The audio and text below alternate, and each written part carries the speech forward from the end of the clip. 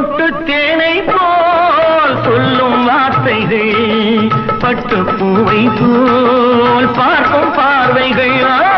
சொட்டு தேனை போல் சொல்லும் வார்த்தைகள், பட்டு பூவை போல் பார்க்கும் பார்வைகள். சொர்க்கம் தேடி செல்லட்டும் ஆசை எண்ணங்கள், அங்கெல்லாம் பொங்கட்டும் காதல் வெள்ளங்கள். ஒருவர் மீது